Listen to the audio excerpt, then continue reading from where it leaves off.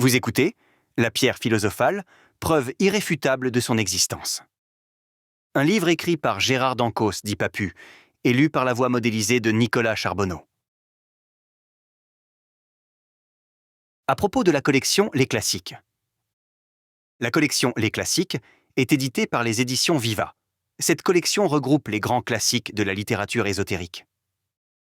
Les éditions Viva sont spécialisées dans la publication et réédition d'ouvrages rares sur l'alchimie, l'ésotérisme, la symbolique, la spiritualité et l'histoire des religions.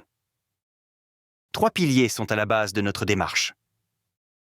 Redonner vie aux œuvres introuvables ou difficiles d'accès.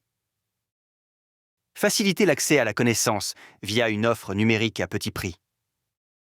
Favoriser une démarche éco-responsable en privilégiant l'impression à la demande. Avant-propos. Il faut une certaine audace pour traiter un pareil sujet à la fin du XIXe siècle. Nous sommes cependant convaincus d'avance que le lecteur nous pardonnera eu égard à notre sincérité.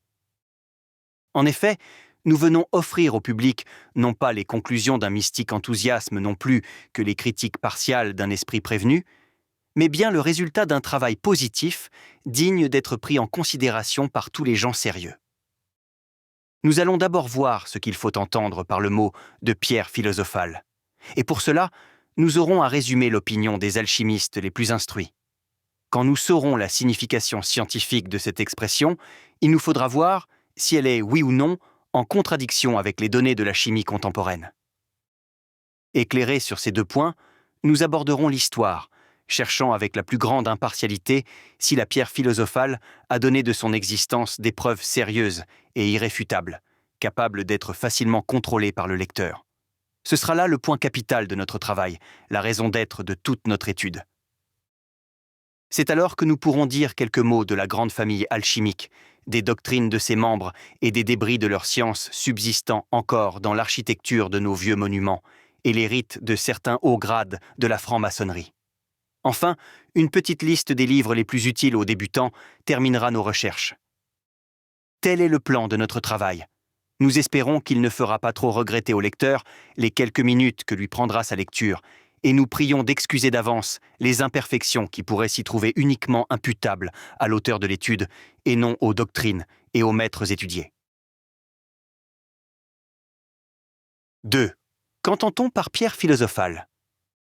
Cette question, si simple au premier aspect, est cependant assez difficile à résoudre.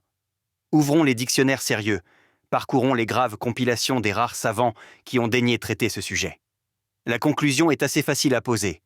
Pierre philosophale, transmutation des métaux, égale ignorance, fourberie, folie.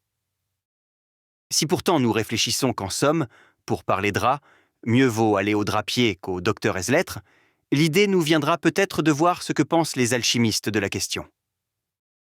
Or, au milieu des obscurités voulues et des symboles nombreux qui remplissent leurs traités, il est un point sur lequel ils sont tous d'accord, c'est la définition et les qualités de la pierre philosophale.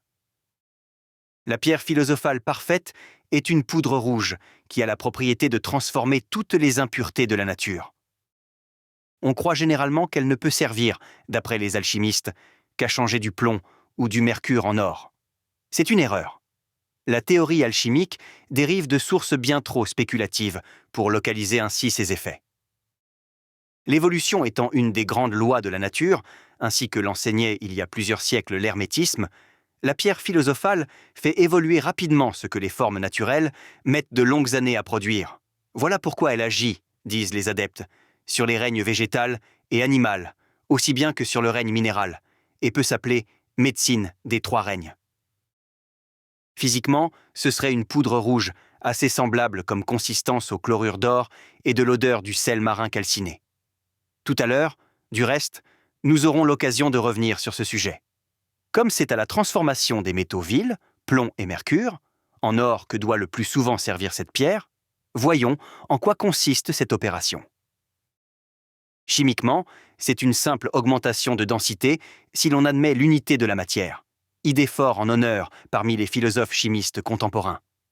En effet, le problème à résoudre consiste à transformer un corps de la densité de 13, 6 comme le mercure, en un corps de la densité de 19. Nous espérons que vous avez apprécié cet aperçu. Pour continuer à écouter ce livre audio sur Google Play Livres, utilisez le lien dans la description de la vidéo.